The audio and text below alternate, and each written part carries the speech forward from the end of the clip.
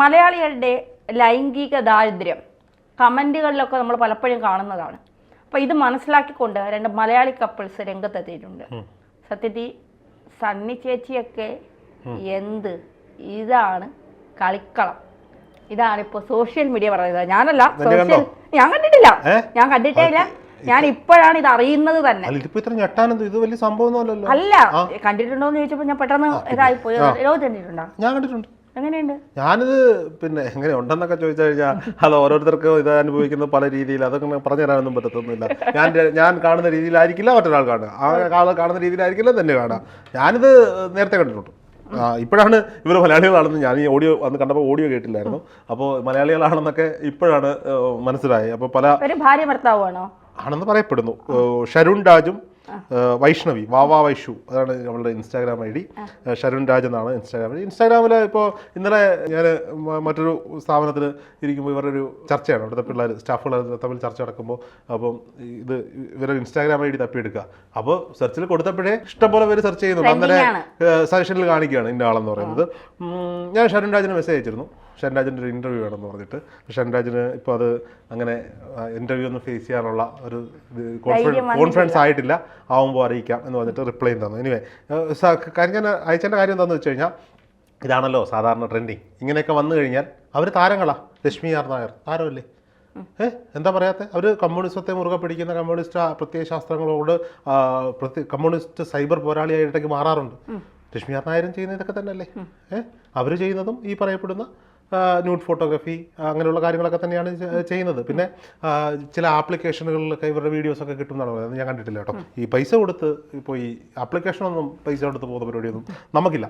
നമ്മൾ ഇതിനു മുമ്പ് നമ്മുടെ മീഡിയ മലയാളത്തിൽ തന്നെ എക്സുമായി ബന്ധപ്പെട്ട ഒരു ചർച്ച എടുത്തിരുന്നു. അന്ന് നമ്മൾ പറഞ്ഞ ഇതാണ്, നോക്കൂ, ഇന്ത്യയിൽ പോൺ സൈറ്റുകൾ നിരോധിക്കപ്പെട്ടിട്ടുണ്ട് എന്നാണ് പറയപ്പെടുന്നത്, നിയമം കൊണ്ട് നിരോധിക്കപ്പെടും. പക്ഷേ ഇപ്പോഴും പല പോൺ സൈറ്റുകളും ഇപ്പോഴും അവൈലബിൾ ആണ്. ഇനി അവൈലബിൾ അല്ലെങ്കിൽ പോലും എക്സ് പോലെയുള്ള പ്ലാറ്റ്ഫോമുകളിൽ വളരെ വലിയ പോണിൻ്റെ വലിയ ശേഖരം തുറന്നിട്ടിട്ടുണ്ട്. എക്സ് പോലെയുള്ള പ്ലാറ്റ്ഫോമുകൾ തുറന്നിട്ടിട്ടുണ്ട്. അവിടേക്കാണ് ഒരു മലയാളി കപ്പിൾസ്, നമ്മൾ നേരത്തെ പറഞ്ഞ വൈഷ്ണവിയും ഷരുൺ രാജും, ഇവർ രണ്ടുപേരും കടന്നു വരുന്നു. ആരാ? ഇപ്പോൾ പറഞ്ഞല്ലോ സണ്ണി ലിയോണൊന്നും ഒന്നും അല്ല. സണ്ണി ലിയോൺ ആരായിരുന്നു? ആയിരുന്നു. ഇപ്പോൾ സണ്ണി ലിയോൺ ആരാ? സിനിമാ താരമാണ്. ഇവിടെ നമ്മുടെ ഫ്ലവേഴ്സിൻ്റെ ഫ്ലോറിൽ വരെ അവർ കോമഡി പരിപാടിയിൽ വന്നു. അതിൽ ഈ പറയപ്പെടുന്ന സണ്ണി ലിയോണിനോട് ദ്വയാർത്ഥപ്രയോഗമായ ചോദ്യങ്ങളും ദ്വയാർത്ഥപ്രയോഗമായ ചേഷ്ടകളും കാട്ടിയെന്നൊക്കെ പറഞ്ഞ വലിയ വിവാദങ്ങളുണ്ടായിരുന്നു. അപ്പോൾ സണ്ണി ലിയോണിന് പ്രശ്നമില്ലെങ്കിൽ ഈ ദ്വയാർത്ഥപ്രയോഗം കാണിച്ചതുകൊണ്ട് മറ്റുള്ളവർക്ക് എന്തെങ്കിലും പ്രശ്നം ഉണ്ടാവേണ്ട കാര്യമുണ്ടോ? ഇവർക്ക് ഈ ദമ്പതികളാണെന്ന് പറയപ്പെടുന്നു, ആവട്ടെ, ആണെന്നാണ് പറയുന്നത്. അപ്പോൾ നമുക്കത് വിശ്വസിക്കാൻ നിവർത്തിയുള്ളൂ. അപ്പോൾ ഷരുൺ രാജിനും വൈഷ്ണവിക്കും പ്രശ്നമില്ലെങ്കിൽ പിന്നെ മറ്റാർക്കാണ് പ്രശ്നം? ഇത് പണം കൊടുത്ത് കാണാൻ ആളുണ്ട്. ഓക്കെ, പണം കൊടുത്ത് കാണാൻ ആളുണ്ട്. സദാചാര മൂല്യങ്ങളെ ഉയർത്തിപ്പിടിക്കുന്ന സദാചാരോളികൾ എന്ന് പറയാം. സദാചാരോളികൾ കമന്റ് ഇടുന്നുണ്ട്, ഇത് ചെയ്യാൻ പാടുണ്ടോ?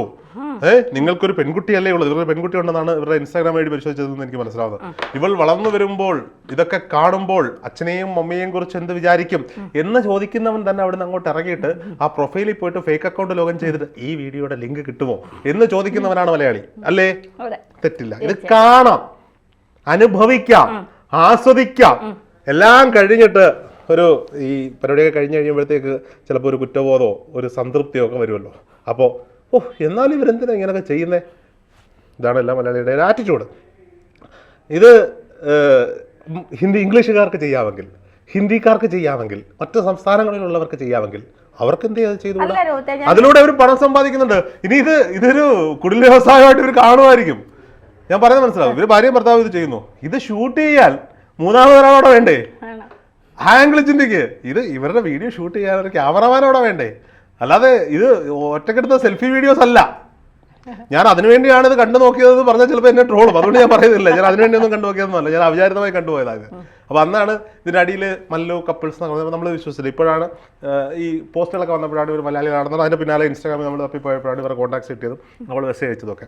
ഓക്കെ, അപ്പോൾ സ്വാഭാവികമായിട്ട് ഞാൻ ചോദിക്കുക, ഇത് നാട്ടോടൊപ്പമുള്ളതല്ലേ? ഈ വന്ന കാലത്ത് കൗമാരക്കാരായ ലൈംഗികമായ ചിന്തകളുള്ള എല്ലാ ആളുകളും ഒരു സമയത്ത് മുത്തുച്ചിപ്പി ഫയർ പോലെയുള്ള പറയുന്നത് എന്താ തെറ്റ് പുസ്തകങ്ങളായിരുന്നു, കൊച്ചു പുസ്തകങ്ങളായിരുന്നു. ഇപ്പോഴും ഈ ഇടയ്ക്ക് ഏതോ ഒരു സിനിമയുടെ ക്ലിപ്പിംഗ് ഉണ്ട്. ഈ പുസ്തകം അതെനിക്ക് ഈ കാലത്ത് ഒരു വലിയ സിനിമ ഞാൻ കണ്ടിട്ടില്ല, അതുകൊണ്ട് ഞാൻ കുറ്റം പറയുന്നില്ല. അത് ചിലപ്പോൾ പഴയ കാലഘട്ടമാണോ കാണിക്കുന്നത് എനിക്കറിയത്തില്ല.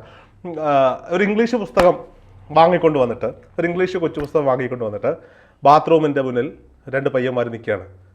ആൺകുട്ടികൾ വരി വരിയായി നിൽക്കുന്നു. 5 രൂപ. ബാത്റൂമിൽ പോയി ഇത് വായിച്ച് അവൻ്റെ കാര്യം കഴിഞ്ഞിട്ട് തിരിച്ചിറങ്ങി വരണം.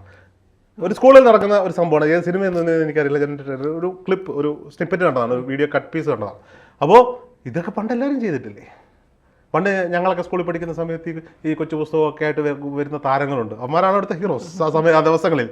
ഓക്കെ, അപ്പോൾ ഇത്തരത്തിലുള്ള ആളുകൾ എല്ലാവരും ഇത് ആസ്വദിക്കുന്നുണ്ട്. ഇന്ന് കാലം മാറി, ഡിജിറ്റൽ യുഗത്തിലേക്ക് വന്നു. എല്ലാവരുടെ കയ്യിലും സ്മാർട്ട് ഫോണുകളുണ്ട്. ഇത് പെൺകുട്ടികളും ആൺകുട്ടികളും അവർ ഇത് കാണുന്നുണ്ട്. നോക്കൂ, ഈ ലൈംഗികത എന്ന് പറയുന്നത് അത് പിടിച്ചു നിർത്താൻ പറ്റുന്നൊരു സാധനമൊന്നുമല്ല. ഒരു പരിധി വരെ അതിന് ശമനം ഉണ്ടാക്കണം. ഭക്ഷണം പോലെ, വെള്ളം പോലെ സെക്സും മനുഷ്യ ജീവിതത്തിൽ പ്രായം കഴിഞ്ഞ് കഴിഞ്ഞാൽ ആവശ്യമുള്ളൊരു സാധനമാണ്. അപ്പോൾ ചിലർക്ക് വേണ്ടിയിട്ടില്ല, ഭൂരിപക്ഷം ആളുകൾക്ക് ഇത് ആവശ്യമായിട്ടുള്ളൊരു സാധനമാണ്. അപ്പോൾ കാമുകിമാരില്ലാത്ത, ഭാര്യ കല്യാണം കഴിക്കാത്ത ആളുകളുണ്ടാവും. ഭർത്താക്കന്മാർ, ബോയ് ഫ്രണ്ട്, ആൺ സുഹൃത്തുക്കളിൽ അല്ല പാർട്ട്നേഴ്സ് ഇല്ലാത്ത, ഭർത്താക്കന്മാരില്ലാത്ത പെൺകുട്ടികളൊക്കെ ഉണ്ടാവും. ഇവർക്കൊരു ഒരാശ്വാസം വേണ്ടേ? ഈ ആശ്വാസം കിട്ടണമെങ്കിൽ അവരെന്താ, നാട്ടു നടപ്പുള്ള അവരുടേതായ മാസ്റ്റർബേഷൻ എന്ന് പറയുന്ന പ്രക്രിയയിലേക്ക് പോകണം. ഇത് നാട്ടിലിറങ്ങി മാന്യമായി നടന്നു പോകുന്ന പെണ്ണുങ്ങളെ കയറി പിടിക്കാതെ, മാന്യമായി പോകുന്ന ആണുങ്ങളെ കയറി പിടിക്കാതെ, അങ്ങനെ പറയണം. ഇപ്പോൾ ഈ കാലം അതാ, കയറി പിടിക്കാതെ, റേപ്പുകളൊക്കെ ഒഴിവാക്കാതെ, അവൻ്റെ മൊബൈൽ സ്ക്രീനിൽ കിട്ടുന്ന ഒരു വീഡിയോ കണ്ട് അവനത് ചെയ്യാൻ പറ്റുമെങ്കിൽ അല്ല, നല്ലതല്ലേ? തീർച്ചയായിട്ടും അത് നല്ലതാണ്. ഈ ഒളിഞ്ഞും മറിഞ്ഞ് ഇത് ചെയ്ത് പിന്നെ മാന്യതയുടെ മുഖംമൂടി അണിഞ്ഞ് നടക്കുന്നവർ ഇങ്ങനെയും ജീവിക്കാം. നമുക്ക് ഇഷ്ടമുള്ളത് നമുക്ക് ചെയ്യാം. അതിലിപ്പോൾ മറ്റുള്ളവരുടെ അല്ലെ സമൂഹം എന്ത് പറയുന്നു, നാട്ടുകാരെന്ത് പറയുന്നു, ആളുകൾ എന്ത് പറയുന്നു, ഇതൊന്നും നോക്കിയിട്ടല്ല. അല്ല, അങ്ങനെ ഞാൻ പറയുന്നത് ഇതിനകത്ത് സദാചാര ബോധത്തെക്കുറിച്ചും ഒക്കെ പറയുമ്പോഴും നമ്മുടെ നാട്ടിലൊരു സംസ്കാരവും കാര്യങ്ങളും ഒക്കെ ഉണ്ട്. ഞാനും വീണ്ടും ഞാൻ സ്വയം സദാചാരമായി മാറുമല്ല. അപ്പോൾ സ്വാഭാവികമായിട്ടും സമൂഹത്തെ പേടിയില്ലാത്തവർക്ക് അത് ചെയ്യാം. അത് ഇവർക്ക് എന്തായാലും മാതാപിതാക്കളുണ്ടാകും, ഇവർക്ക് സഹോദരങ്ങളുണ്ടാവും, അയൽപക്കക്കാരുണ്ടാവും. അവരൊക്കെ ചിലപ്പോൾ ഈ വീഡിയോകൾ കാണുന്നുണ്ടാവും. ശരിയല്ലേ? അപ്പോൾ സ്വാഭാവികമായിട്ട് ഇത് രഹസ്യമായിട്ടൊന്നും അല്ലല്ലോ. ഇത് ഇവരുടെ ആപ്ലിക്കേഷനിലാണ് ഈ വീഡിയോ അപ്ലോഡ് ചെയ്യുന്നതെന്നാണ് ഞാൻ മനസ്സിലാക്കുന്നത്. അത് പെയ്ഡാണ്, പൈസ കൊടുത്തിട്ടാണ് അത് കാണാൻ പറ്റുന്നത്. പക്ഷേ അതിൽ നിന്ന് പല ബിരുദന്മാരും ഈ വീഡിയോകൾ എടുത്തിട്ട് പബ്ലിക്കായിട്ടുള്ള പോൺ സൈറ്റുകളിൽ അപ്ലോഡ് ചെയ്തിട്ടുണ്ട്. ഇത് കണ്ടിട്ടാണ് ഇവരുടെ പേര് വിവരങ്ങൾ. ഇവർ വൈഷ്ണവി ഈ പേരൊന്നും ഒരുപക്ഷെ ഉള്ളതായിരിക്കില്ല, എനിക്കറിയില്ല അതിനെപ്പറ്റി. അപ്പോൾ അവർ ഇത് പബ്ലിക്കാക്കി വിടുകയാണ്. അവർക്കത് പ്രശ്നമില്ല. ഈ വീഡിയോ എന്ന് പറയുന്നത് നമ്മൾ ഈ കാണുന്ന പഴയ ഷക്കീല പടങ്ങൾ പോലെ ശരീരത്തിൻ്റെ അറ്റത്തും മൂലയിലുമൊക്കെ തുണി വെച്ചിട്ട്, തുണിയുടെ എണ്ണം കുറച്ചിട്ട് ഈ പറയപ്പെടുന്ന ക്ലീവേജും ബാക്കിയുള്ള സാധനം കാലും കൈയും ഒന്നും കാണിക്കുന്ന വീഡിയോസ് അല്ല. ഫുള്ളി നേക്കഡ് പോൺ വീഡിയോസാണ്. അല്ലാതെ ബി ഗ്രേഡ് സിനിമകളിലെ പോലുള്ള സാധനമല്ല. അപ്പം അവരിത് കാണിക്കാൻ ഓക്കെയാണ്. അവർ ഭാര്യയും ഭർത്താവുമാണെങ്കിൽ അവരിത് കാണിക്കാൻ ഓക്കെയാണ്. അവരിത് ചെയ്യുന്നത് മൂന്നാമതൊരാളുടെ മുന്നിൽ വെച്ചാണ്. അതായത് ഞാൻ പറഞ്ഞൊരു ക്യാമറമാൻ്റെ പ്രസൻസ് അവിടെ ഉണ്ടാവും വീഡിയോസിൽ. അപ്പോൾ അവർക്കത് പ്രശ്നമല്ല. അവർക്ക് പ്രശ്നമില്ലെങ്കിൽ പബ്ലിക്കിന് ഇനി അവരോട് സഹകരിക്കാതിരിക്കണോ, അവരെങ്ങനെ കാണണം എന്നുള്ളതൊക്കെ പബ്ലിക്കിൻ്റെ. സണ്ണി ലിയോൺ വന്നപ്പോൾ ഇവിടെ കൊച്ചി ട്രാഫിക് മൊത്തം ബ്ലോക്കായത് അവരെ കാണാൻ വേണ്ടിയിട്ട് ആരാധകർ. അപ്പോൾ ഇവർ ചെയ്യുമ്പോൾ ആ നിലപാടൊന്നും വേണ്ട. അവരുടെ ഇഷ്ടം അവർ ചെയ്യട്ടെ. എന്നാൽ അത് പബ്ലിക്കിൽ ഇറങ്ങി ചെയ്യാതിരിക്കും. അവരവരുടെ ബെഡ്റൂമിലിരിക്കുന്നു, ഇത് ചെയ്യുന്നു, വീഡിയോ വിറ്റ് പൈസ ആക്കുന്നു. ഇത് അല്ലാതെ ഇവർ കൊക്കൈൻ പാർട്ടി നടത്താനോ സെക്സ് പാർട്ടി നടത്താനോ ഒന്നും അല്ലല്ലോ പോകുന്നത്. വഴി കൂടെ പോകുന്ന പെണ്ണിനെ പിടിച്ചുകൊണ്ട് വന്ന് പീഡിപ്പിച്ച് വീഡിയോ എടുക്കുക അല്ല. ഇഷ്ടം, അവരത് ചെയ്യുന്നു, അത് വേണം. ഇതെന്തായാലും അവൈലബിൾ ആയിട്ട്.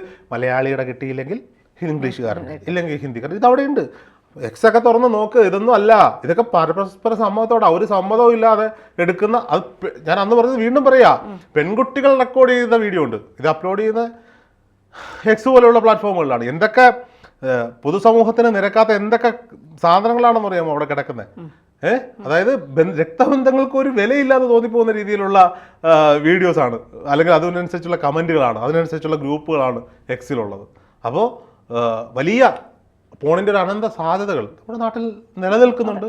ആവശ്യമാണ്, ആവശ്യമല്ലാതെ പറയാൻ പറ്റില്ല. ഇത് ഈ ഉണ്ടാകുന്ന വികാരത്തെ ശമിപ്പിക്കണ്ടേ? അതിനെന്തെങ്കിലുമൊക്കെ ഒന്ന് ചെയ്യണ്ടേ? അത് ചെയ്യണമെങ്കിൽ ചില ആയുധങ്ങൾ വേണ്ടേ? ആയുധങ്ങളായിട്ട് ഇതൊക്കെ അങ്ങോട്ട് ഉപയോഗിച്ചിട്ട് കളയുക. ഇതൊന്നും വലിയ സംഭവമാക്കാതിരിക്കുക. അപ്പം ചോദിക്കും, ഇതൊന്നും വലിയ സംഭവമല്ലെങ്കിൽ പിന്നെ നീ രണ്ടും കൂടെ എന്തിനാണ് ഇതെടുത്ത് വെച്ച് ചർച്ച ചെയ്തത്? അത് സംസാരിക്കണമെന്ന് തോന്നി, അതുകൊണ്ട് നമ്മൾ സംസാരിച്ചു. അത് നമ്മുടെ സ്വാതന്ത്ര്യം, മറ്റേത് അവരുടെ സ്വാതന്ത്ര്യം.